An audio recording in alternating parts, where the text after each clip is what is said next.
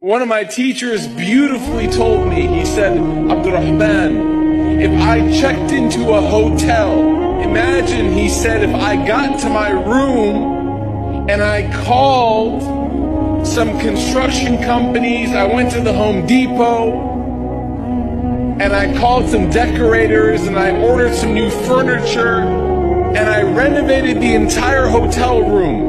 Went from carpet to hardwood. We mounted the TV on the wall, new bathroom. He said, what would you think of me?